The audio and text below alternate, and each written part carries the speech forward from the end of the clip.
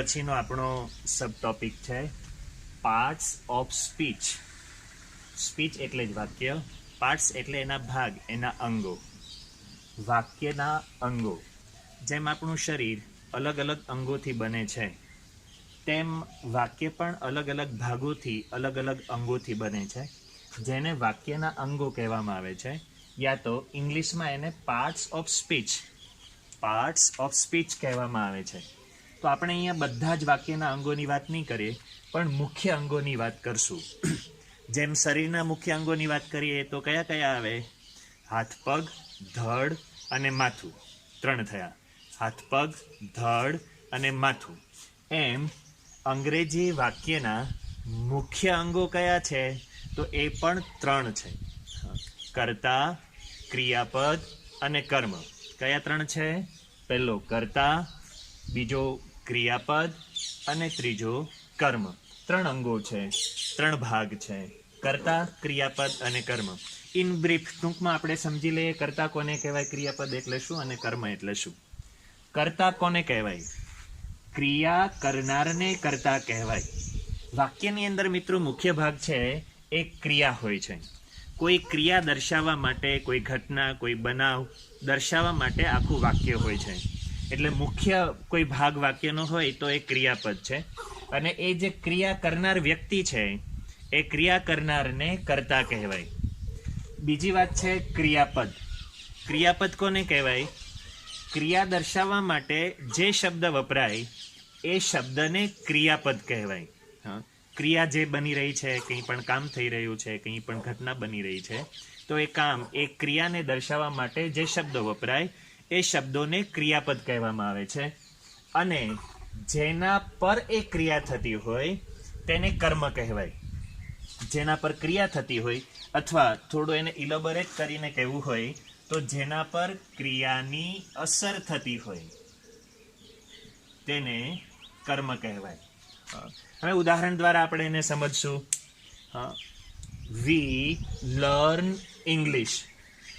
અમે અંગ્રેજી શીખીએ છીએ. હવે સરળ ભાષામાં થોડું આપણે સમજી લઈએ. કર્તાને અંગ્રેજીમાં સબ્જેક્ટ કહેવાય.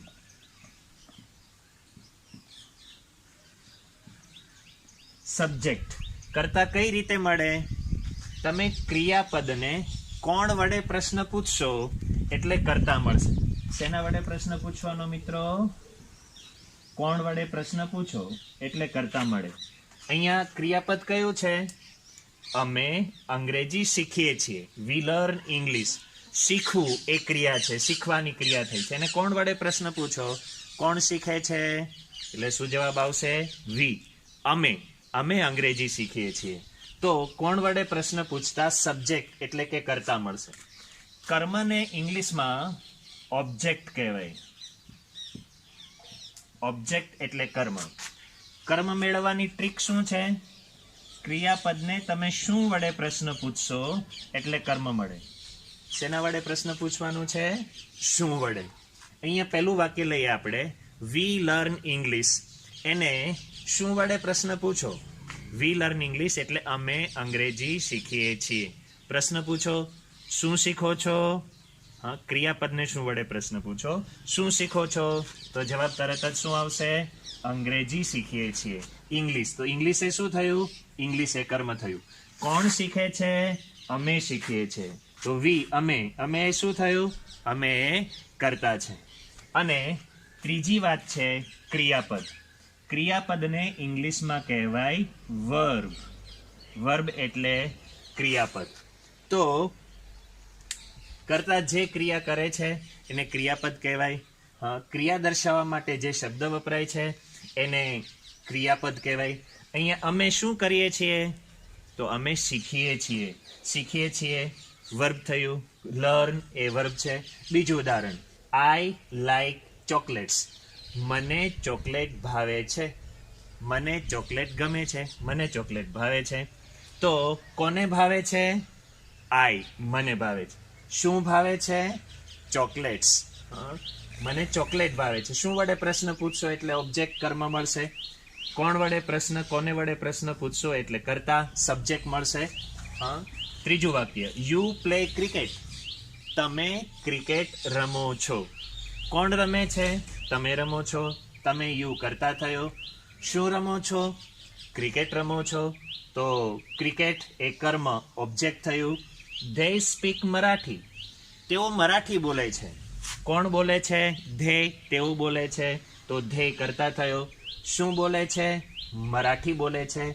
મરાઠી કર્મ થયું. હી સેલ્સ વેજીટેબલ્સ.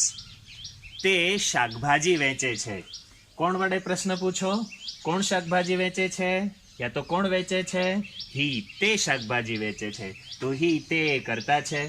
તે શું વેચે છે? શું વડે પ્રશ્ન પૂછશું? શું વેચે છે? એટલે જવાબ આવશે વેજીટેબલ્સ. એ શાકભાજી વેચે છે. તો વેજીટેબલ્સ એ કર્મ થયું. શી કુક્સ ફૂડ. તેણી રસોઈ બનાવે છે. કોણ બનાવે છે? તેણી બનાવે છે. શું બનાવે છે? ફૂડ બનાવે છે. તો શી, તેણી એ કરતા છે. ફૂડ એ કર્મ છે. રસોઈ એ કર્મ છે. A monkey eats a banana. એક વાંદરો એક કેળું ખાય છે. તો કોણ ખાય છે? કોણ વડે પ્રશ્ન પૂછો? અ મંકી, વાંદરો ખાય છે. તો ખાનાર, ખાવાની ક્રિયા કરનાર કોણ થયો? ખાવાની ક્રિયા કોણ કરે છે? વાંદરો. તો વાંદરો એ છે કરતા. વાંદરો શું ખાય છે? શું વડે પ્રશ્ન પૂછો? શું ખાય છે? ક્રિયા કોના પર થાય છે? ક્રિયાની અસર કોના પર થાય છે? શું ખવાય છે? તો કેળું ખાય છે. તો કેળું એ કર્મ થયું. જેના પર ક્રિયાની અસર થતી હોય, જેના પર ક્રિયા થતી હોય, એને કર્મ કહેવાય. વાંદરો ખાવાની ક્રિયા કરે છે, પણ એ ક્રિયા થાય છે કોના પર? થાય છે શું? કેળું ખાય છે. તો કેળું, અ બનાના, એ કર્મ છે. એવી જ રીતના દરેક વાક્યમાં જે શબ્દ ક્રિયા દર્શાવે છે એ આ વચ્ચેના ક્રિયાપદો છે. વી લર્ન ઇંગ્લિશ, અમે અંગ્રેજી શીખીએ છીએ. કઈ ક્રિયા કરો છો તમે? અંગ્રેજી શીખો છો. કયા શબ્દ દ્વારા એ દર્શાવાય છે? લર્ન.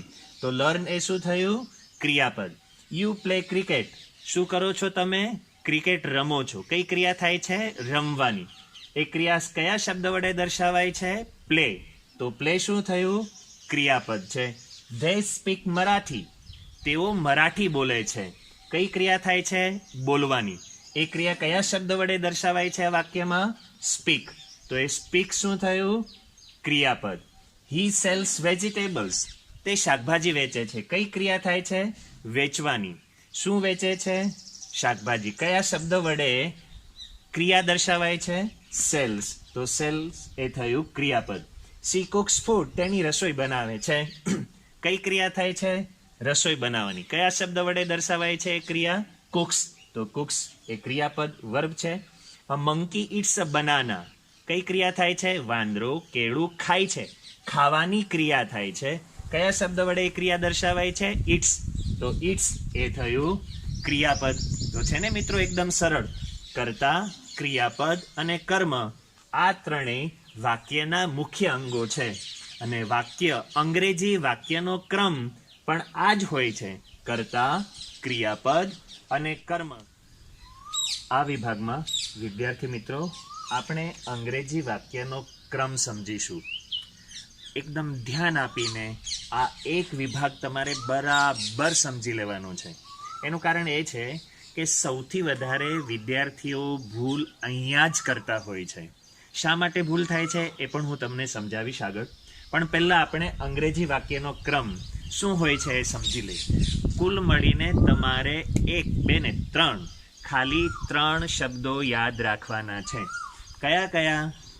કર્તા, ક્રિયાપદ અને કર્મ. હા, આ જ અંગ્રેજી વાક્યનો ક્રમ છે. સૌથી પહેલા 1 નંબર પર શું આવે? પહેલા કર્તા. બીજા ક્રમ પર શું આવે? બીજું ક્રિયાપદ.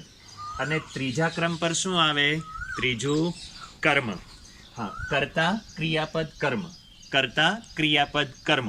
આ તમારે સિક્વન્સ, ઓર્ડર, આ ક્રમ યાદ રાખવાનો છે. નથી યાદ રહેતો? ચલો હું તમને એક ટ્રીક આપી દઉં. દાન, પુણ્ય ને કર્મ એમાં આવી ગયો આપણો ધર્મ. અને કર્તા, ક્રિયાપદ, કર્મ એ થઈ ગયો અંગ્રેજી વાક્યનો ક્રમ. ઓકે, તો કર્તા, ક્રિયાપદ, કર્મ. હવે અંગ્રેજીમાં પણ એને જરા સમજી લઈએ. કર્તાને અંગ્રેજીમાં શું કહેવાય?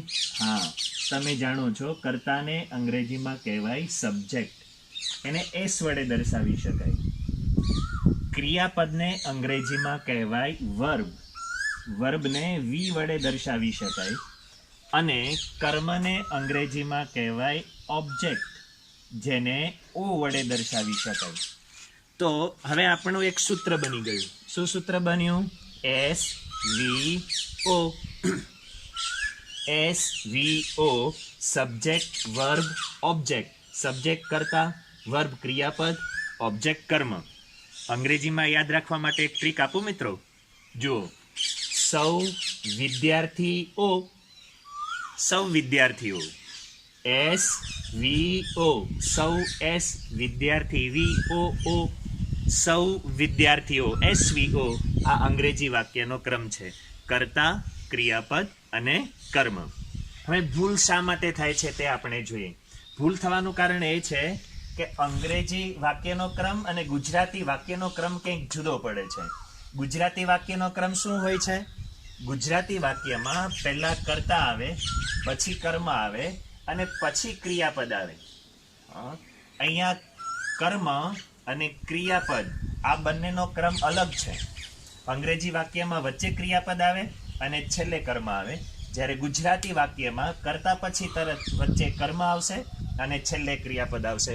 એના લીધે બહુ વિદ્યાર્થીઓ ભૂલ કરતા હોય છે. ગુજરાતીમાં આપણે શું બોલીએ? હું અંગ્રેજી શીખવું છું. હું અંગ્રેજી શીખવું છું. જ્યાં હું કર્તા છે, અંગ્રેજી કર્મ છે અને શીખવું છું એ ક્રિયાપદ છે. એને લીધે મોટે ભાગે વિદ્યાર્થીઓ આનું અંગ્રેજી ભાષાંતર શું કરશે? આઈ ઇંગ્લિશ ટીચ, જે બિલકુલ ગલત, ખોટું છે. આઈ ઇંગ્લિશ ટીચ નહીં. કેટલો ફેરફાર થશે? શીખવું છું એટલે કે ટીચ એ જરા આગળ આવી જશે કરતા પછી તરત, અને અંગ્રેજી એટલે કે ઇંગ્લિશ એ પછી આવી જશે. એટલે ઇંગ્લિશમાં આપણે શું બોલશું? આઈ ટીચ ઇંગ્લિશ. હું ઇંગ્લિશ શીખવું છું યા તો હું ઇંગ્લિશ ભણાવું છું. એવી જ રીતે યુ લર્ન ઇંગ્લિશ. યુ કરતા છે, લર્ન ક્રિયાપદ છે, ઇંગ્લિશ કર્મ છે. You learn English. ગુજરાતીમાં શું બોલશું આપણે? તમે અંગ્રેજી શીખો છો.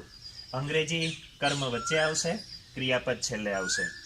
Children like chocolates. બાળકોને ચોકલેટ ભાવે છે.